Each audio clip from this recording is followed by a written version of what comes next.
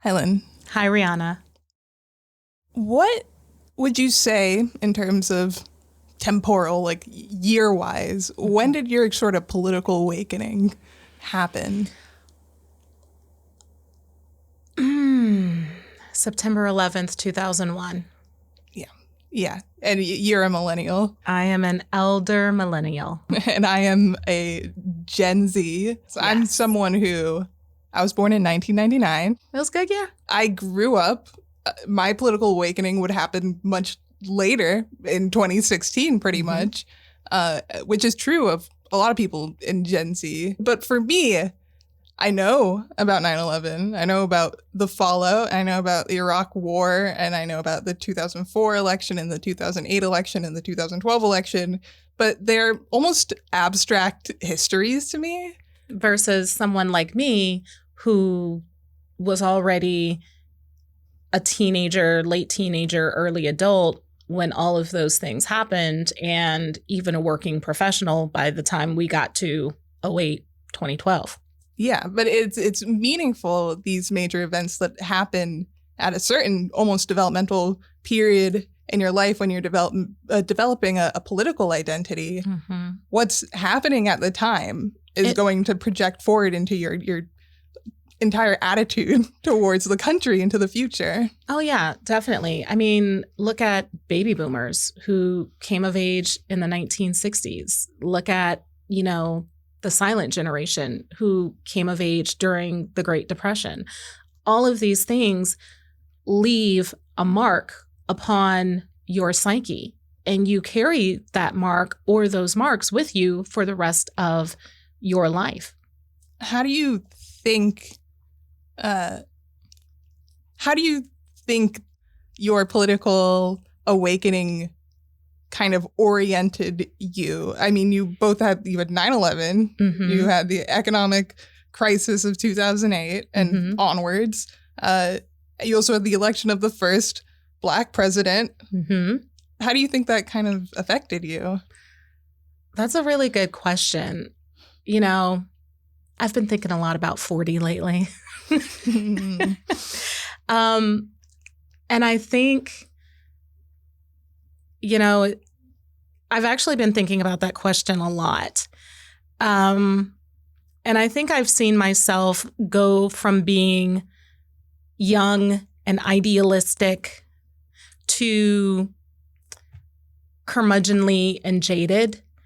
I think I'm at a point in my life where very few things surprise me.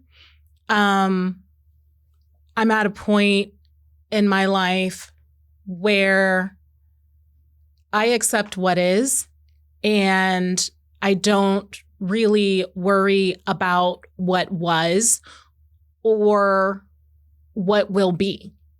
I'm very sort of resolved, resigned, and philosophical about a lot of things now that I've been imbued with the wisdom of experience that I think probably would have bothered my younger self.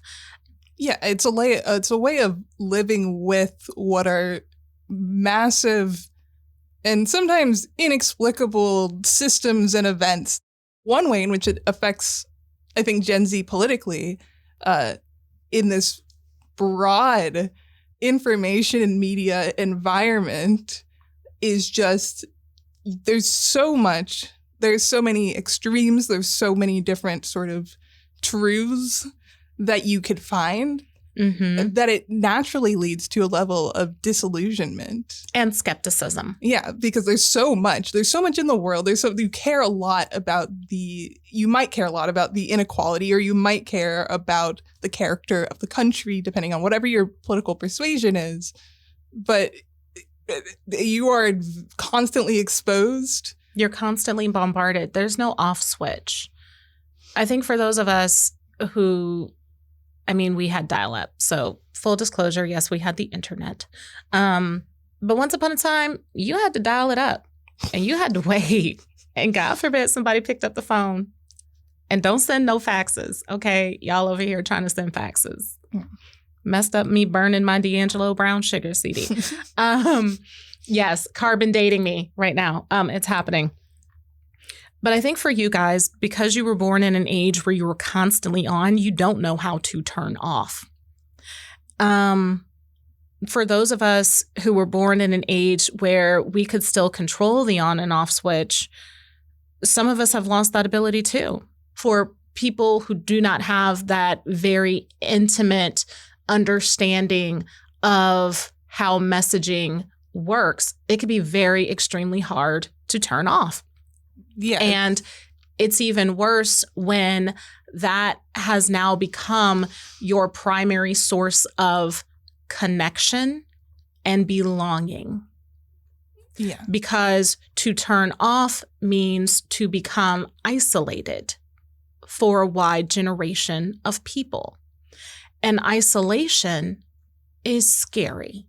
It is frightening, especially when one's identity has been forged in a new digital environment where everything is so interconnected. So I know we're talking about politics, right? But we're also talking about what has happened to an entire generation of people to which this is their primary method of one-on-one interpersonal communication. This week, we explain Gen Z in the context of early 21st century American history with the help of millennials.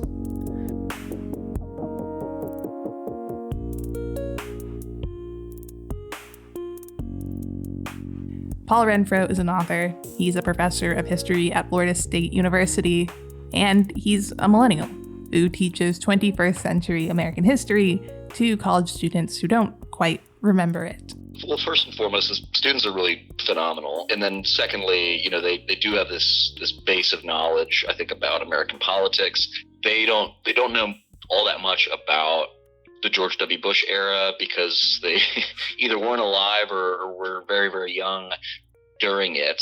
It's not their fault. When I was coming up, didn't really know all that much about the 1980s or the 1970s, which would have been kind of the analog here. The last time I taught it, a great student of mine, just in this kind of shy manner, whispered to me, he said, "What party did George W. Bush belong to? What political party?" And I think that's sort of indicative of not ignorance or anything like that. It's just that they're not necessarily familiar with the sorts of dynamics that were at play in American politics in the early 21st century. To get a bearing on the political realities inherited by Gen Z, it's meaningful to examine recent history, but it isn't easy. There is an emerging literature about the 1980s, so you can kind of point to that and say people have said that these things are important, but that the same can't really be said of the 2000s. So I structure it basically around 9/11 and its afterlife.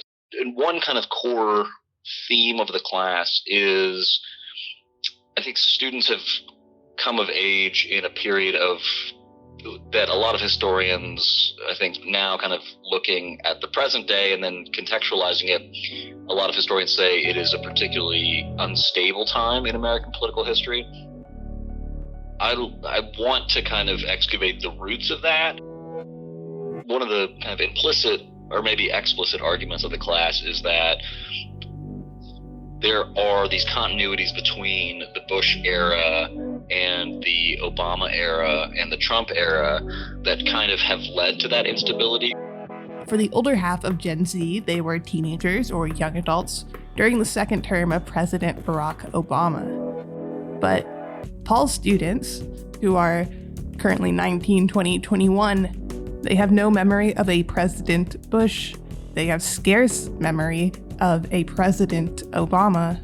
What represents the will of America and an American president to them is President Donald Trump.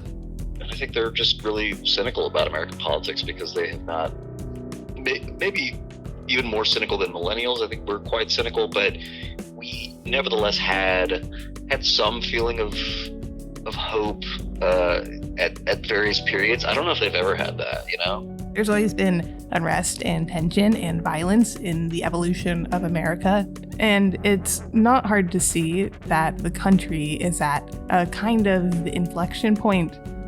For Gen Z, this decade is all they have to select from when trying to imagine the country at its best. One thing that's really interesting is they're not particularly concerned about, and I don't know why, but something like January 6th, they weren't really all that concerned about it. For many of them, the very idea of kind of American democracy is not a laughing matter, but they kind of see how when people kind of engage in some pearl clutching about American democracy, for them, it doesn't land, right? It's not. They feel as if democracy is not all that it's cracked up to be. Not that they want, they long for a strong man or something like that. They're skeptical. They're really skeptical of the American project, I think. And so, and they, I think, understand how violence kind of inheres in the American project. So something like January 6th is not this, just the break from the past or this complete violation of what they hold dear. In many ways, it's kind of a natural sort of outgrowth of a lot of these developments. Politically, much of Gen Z is disillusioned, and eventually a conversation will have to be had. What does it mean to mature into a country you don't believe in, like generations before you?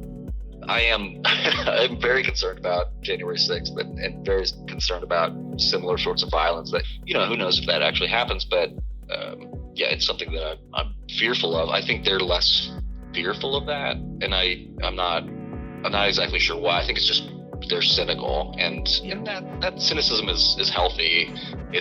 But at a certain point, maybe it becomes unhealthy. Thanks for listening to Speaking Of, the Unbothered edition from WFSU Public Media. New episodes drop every Thursday, and you can find them wherever you get your podcasts. Speaking Of is produced with support from PRX and is made possible in part by a grant from the John S. and James L. Knight Foundation.